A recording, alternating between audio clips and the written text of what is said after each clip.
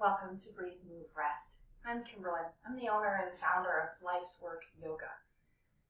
And I want to share with you just a simple practice. Something that is so safe and so simple that you could do it every day.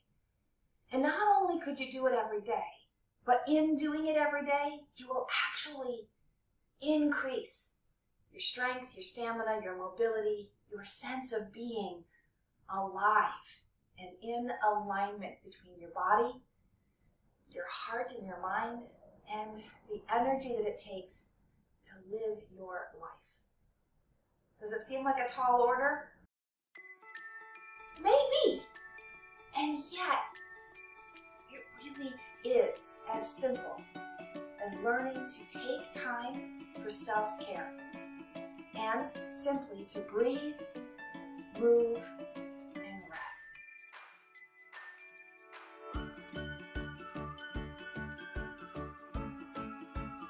So find a comfortable position, a posture, perhaps in an upright seated shape, so that the bones of the body can hold the physical, soft tissues of your organs and your skin and your muscles. And then allow yourself to yield into this support structure. Yes, the floor, the foundation. I've even got a cushion underneath my buttocks to help introduce this movement, this shape, into my body first thing in the morning.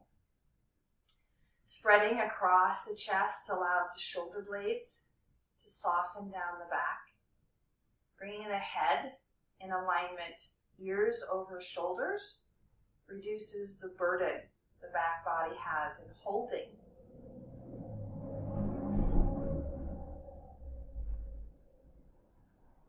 The weight of my head. And then in this pause of posturing, of moving, turn your senses inward. Draw the breath in and out through the nose. And if that's difficult at all, then by all means, breathe any way you can. The idea is that we bring a soft, a smooth, a quiet, a steady breath into our practice so as to help steady the energy of the mind and calm or still what might be the energy of the heart or our story of living.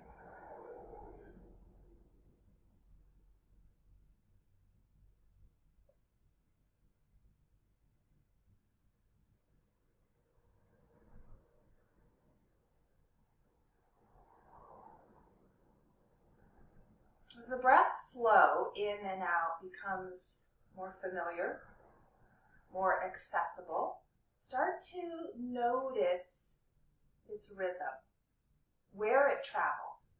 And ideally, we're working from the diaphragm, in which case the belly might open up on the inhale and fall back on the exhale. That's enough. But I'm going to invite another layer of attention to actively draw the navel back on the exhale.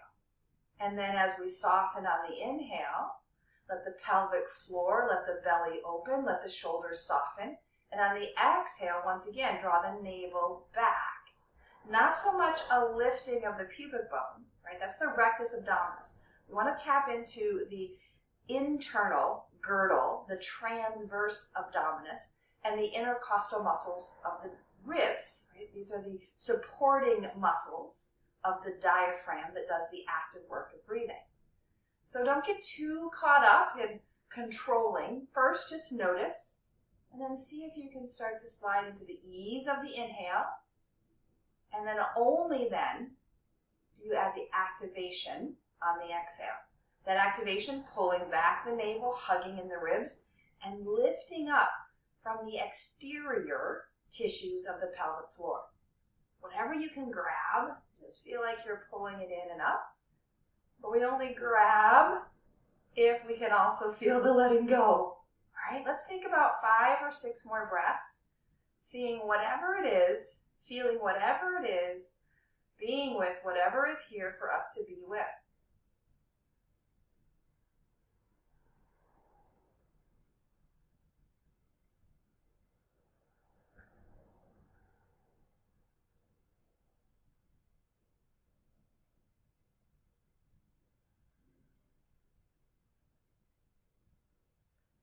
steady, smooth, silent, and even. This is what we're looking for in the flow of breath.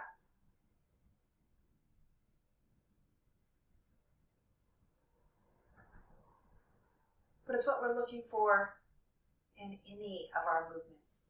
Movements of our mind, shifting from one idea to the other. Moving of our joints and our limbs to glide in and out of flexion and extension.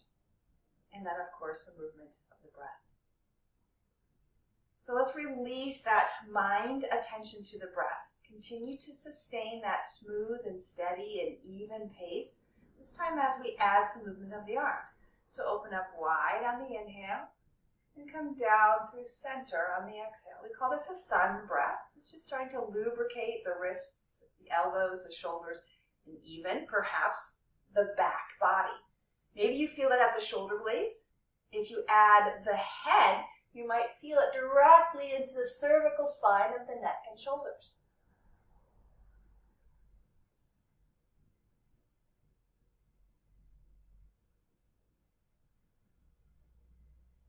Couple more.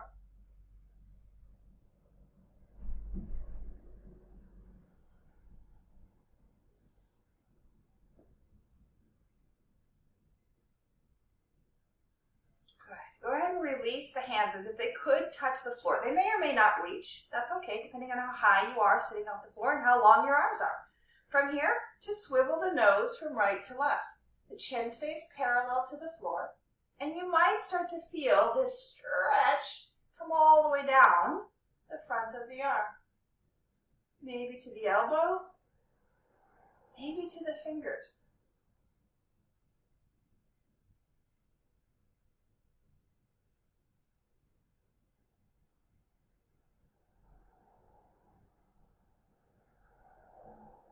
Good. The head come back through center.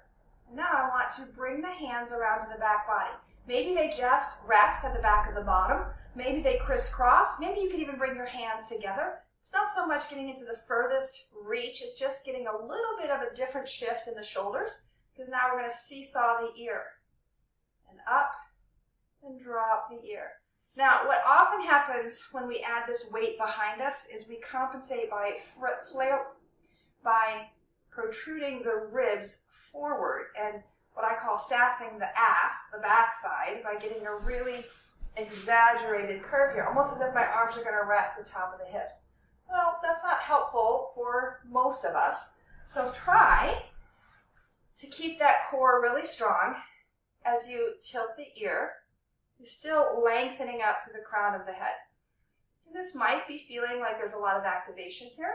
So just allow the amount of activation that you feel comfortable enough to sustain for another 8 or 10 breaths.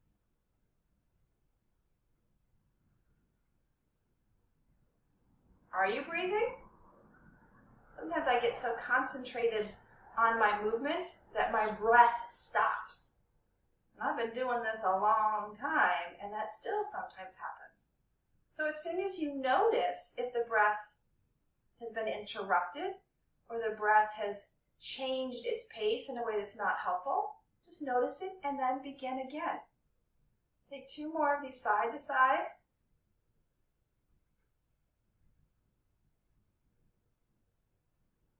Good. I think that's 2 more. And then we're going to move right into some shoulder circles. Up, back, and down.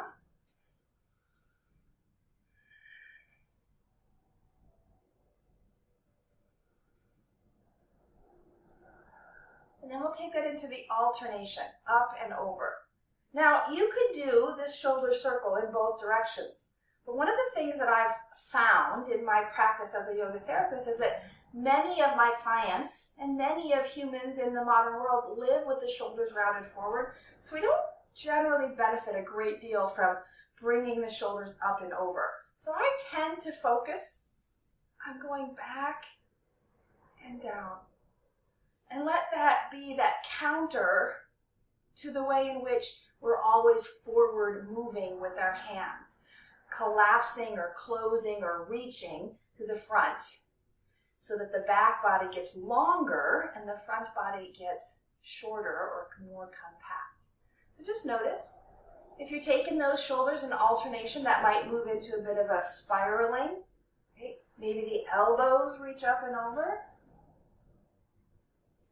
Moving into that next rotation of the spine. So there's 6 directions of the spine, front and back. Right? We call that flexion and extension, or cat and cow. We've got spiraling right, that's what I'm doing now, and spiraling left. And then we have the lateral bend, right and left. Now the lateral bend is the one that probably gets the least amount of attention in our day-to-day operation. So be mindful as we now move into that lateral. Hips stay grounded, hands support, and bend to the side. My shoulders, ribs, and hips are in the same plane, meaning they're not leaning forward, they're not leaning back, there's not bringing in a twist. You can complicate this movement by combining, but I always want to start with just one direction at a time, with one movement, if I can, so that I really get good at that before I start complicating it with additional added effort. Maybe for now, I'm adding that arm, increasing the stretch, but I'm also increasing the weight bearing, that the body's responsibility to move my arm. Take 3 more. Oh, that feels so good.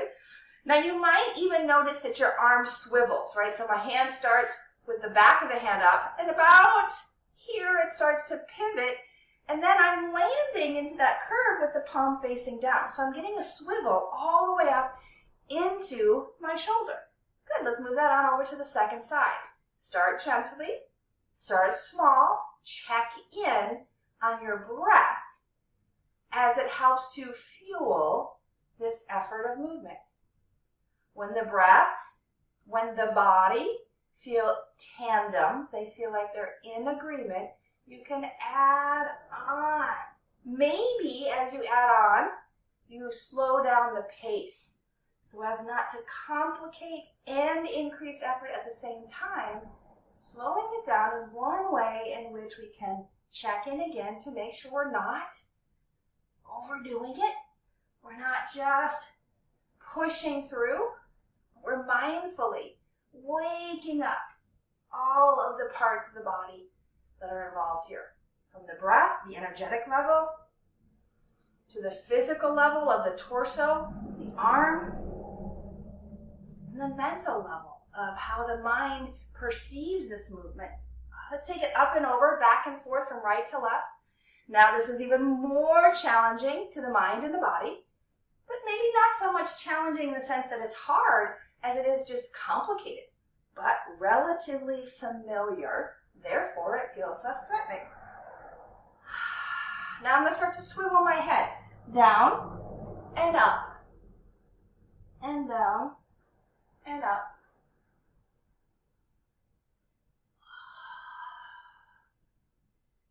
One more time each side. Good. Up and over. And I'm going to bring that top hand to my twist, crossing the body. And the back hand reaches perhaps to the back of the hip. I'm actually tractioning onto my pillow. Get a little more reach.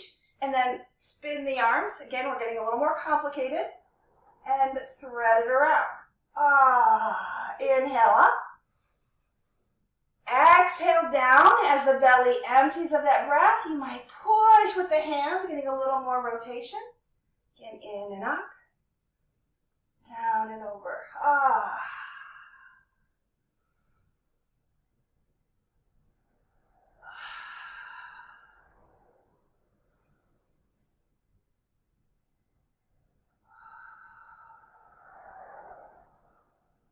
Good, last round.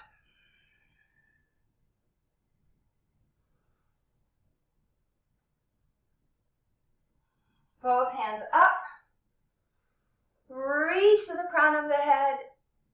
And then let the hands slide back behind the head, holding the weight. Open the elbows, open the heart. Nice big back bend. Lift the head. Back to neutral. Tame the ribs, hands to the thighs, wherever they land in cat and cow. Finishing up our spinal sequence. Notice how the shoulder blades move.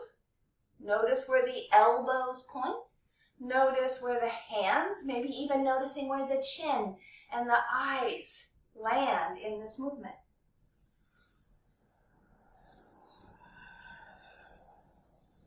Good.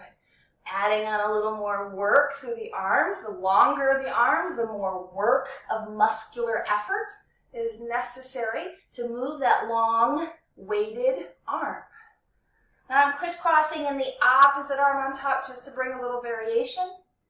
And then here's the real challenge. As your arms wrap in a mimic of a hug, can you say something kind and encouraging, nice and even perhaps loving? Thank you for breathing. Thank you for moving. Thank you for living and saying yes to life today. Last one. Good. Holding on, take a couple of swirls. The upper body scrolling above the hips.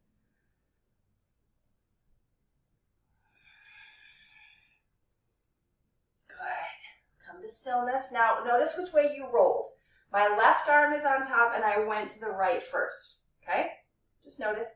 Extending the arms out, turn the thumbs down, and bring the elbows to bend. Arms might swivel through. They might not go as far as mine. They might go farther. Just take it back and forth, lubricating the forearms, the wrists, letting the heel of the hand slide as needed. So you're not holding a death grip in your fingers. Good. All right, one more time. Extend the elbows as far as they'll go. 3 breaths.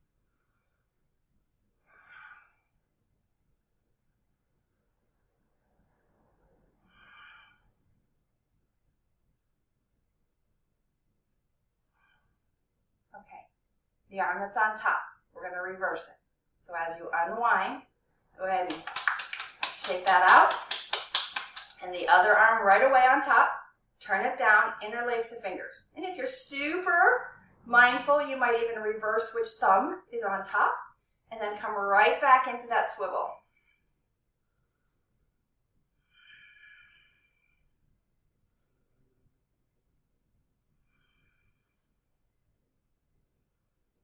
Extend wherever they reach. Support by letting the arms rest on something. Maybe it's a block, maybe it's your torso, maybe it's your lap.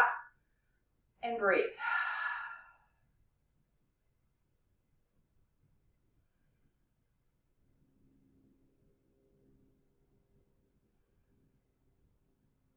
Okay. Hopefully, you can untangle.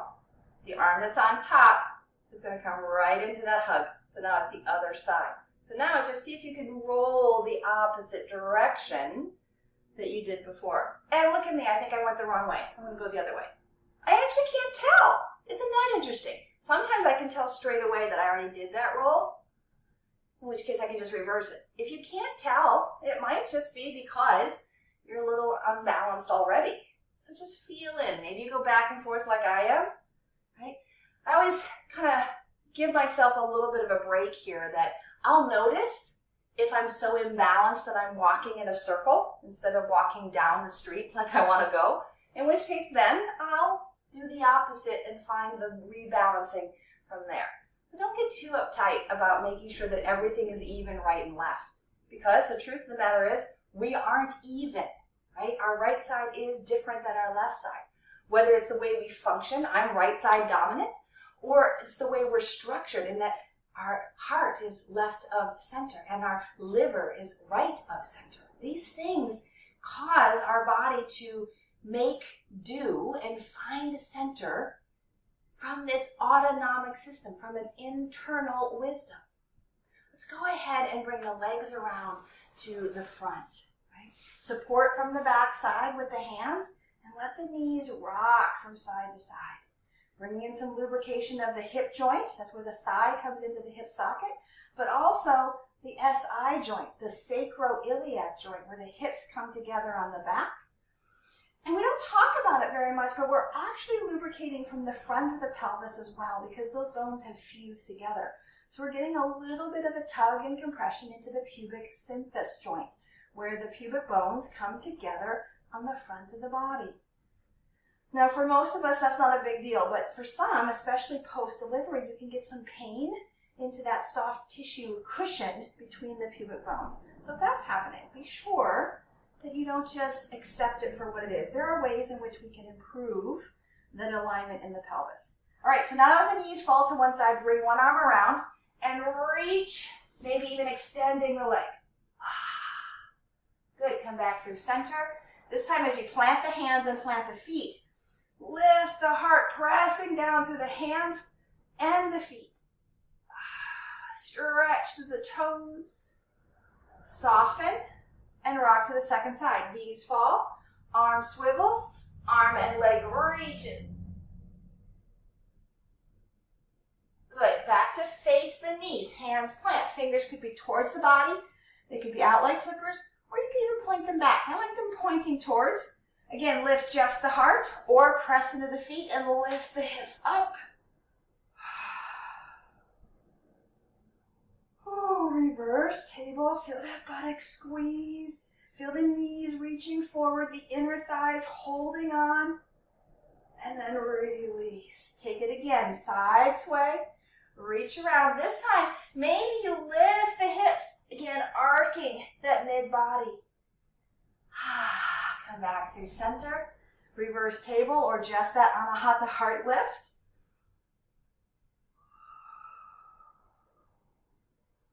Nice. Second side.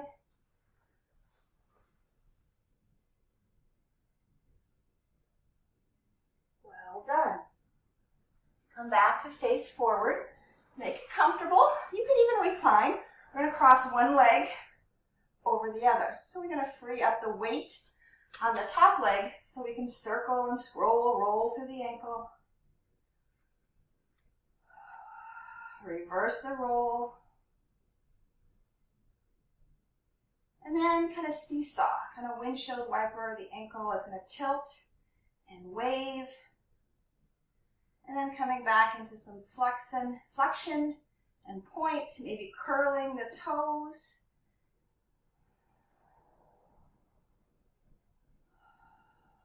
Good. All right, with that leg crossed and the bottom leg standing, knee bent, see if you can bring that foot down towards the floor. Okay?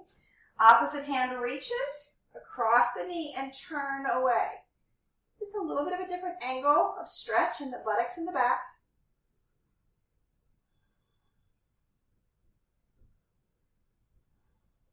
Good, and unwind.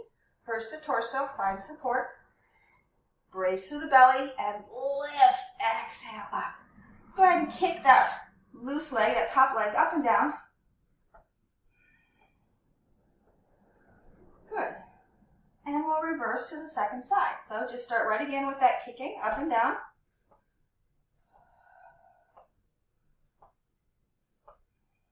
Good. Cross the ankle. Make room for the body. And circle.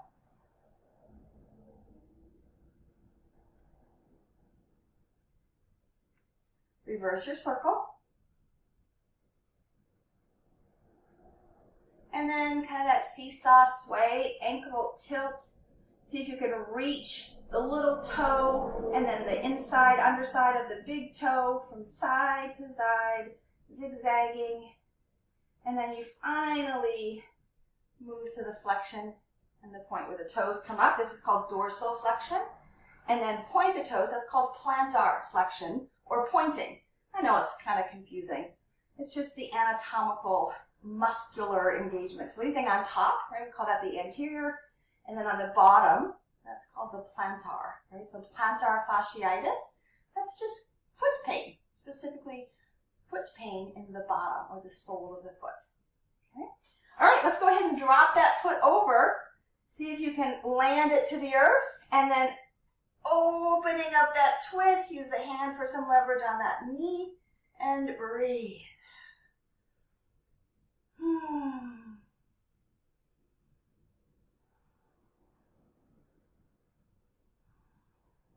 Good. Unwind. Lower yourself down. First lifting the legs, lowering the legs, and then walking your spine to the floor. Once your body is down, Make your arms and shoulder blades as comfortable as you can. You might widen the feet to then once again sway the knees. One more time, moving that lower leg. So it's changing the angle now that our torso is laying down. Good. All right, right knee comes in.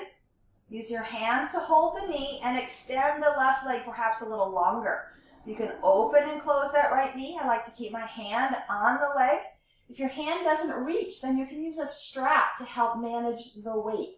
But truth be told, as soon as the knee comes in front of the hip, it gets much easier because gravity is doing the work.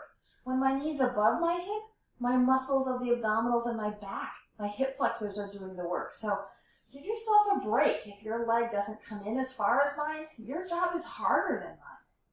Right? I'm going to bring that knee all the way over. So I'm going to use my hand to press down, and that's going to help me roll the knee over. If it doesn't touch the floor, that's a great place for even just your fist. Maybe you've got a pillow handy or a block handy. Just taking 2 or 3 breaths. If you're really ready, you might find that you can bind that back hand with the lower leg. Looking back over that back shoulder brings a little bit more twist into the stretch.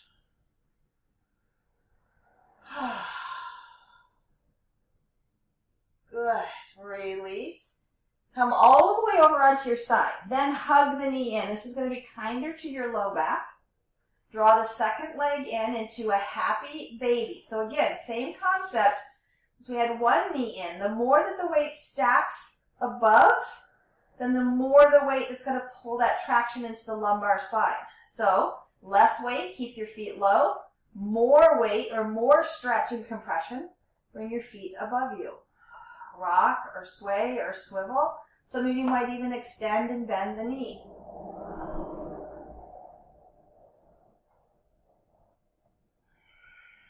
Excellent. All right, second side. So the left knee is going to stay in as I set the right leg down and slide it out. Again, you might swivel that left leg from side to side.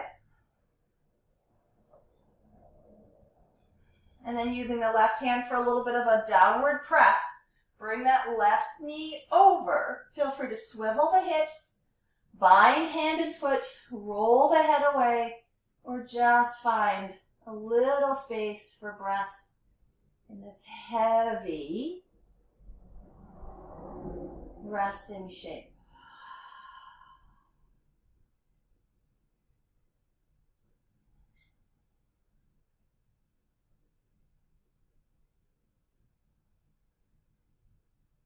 Nice. As you release the bind, again, roll to your side, and then lifting that knee, roll to your back. Hands by your side, shoulders tucked under, feet underneath the knees, or a little bit farther away from the buttocks. A little bit farther away is actually going to help us activate some non-dominant muscles as we roll it up and we roll it down. We're just going to do 3 more of these, right? So inhale, tilt the pelvis forward. As you exhale, tilt the pelvis back as if lifting from the pubic bone, 1 vertebra at a time. Roll it up. At the top, take your next inhale breath. And then 1 vertebra at a time. Try and bring the spine down, little inch by inch by inch to the waist. We begin again. Inhale, rock forward. Exhale, roll back and rise up. Inhale at the top. Exhale, come on down. Last one. Inhale forward. Exhale, roll back. And up. Inhale at the top. And exhale your way back down. As that low back lands, use your hands and bring your knees in. A nice big squeeze. Chin might lift to the knees. Toes might point. Arms might contract.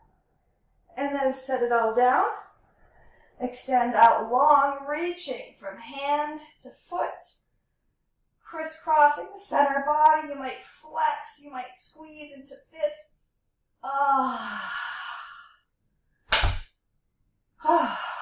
Savasana. Here's your rest. Now, I generally like to advocate for about 10% of our practice time to be in Savasana. So that's about 3 to 4 minutes.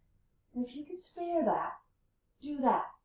If you have more time, stay longer, because this is where the practice really serves the rest of our life in a way of restoring our sense of ease. The movement is important for the body. The movement is important for the mental health.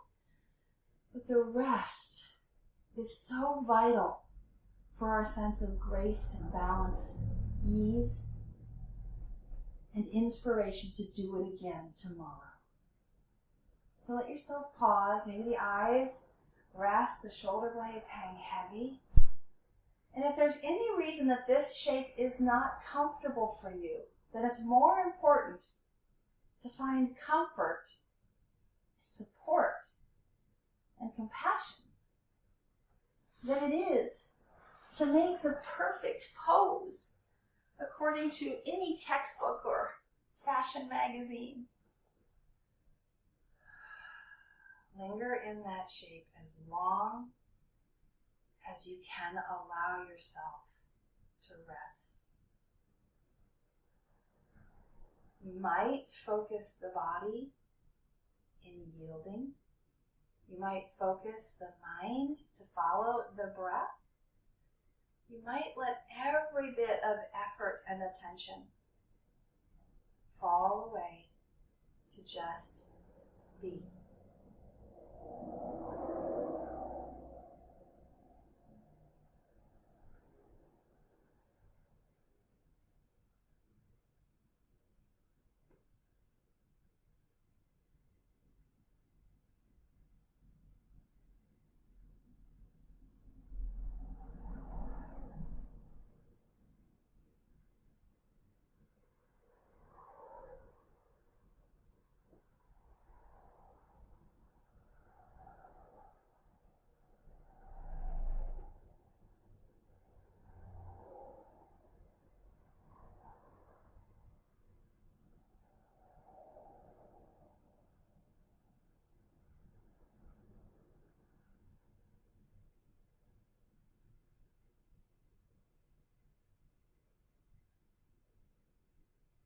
When your rest feels complete, take your time reanimating the body, reopening your senses to the space around you, to the day that awaits you.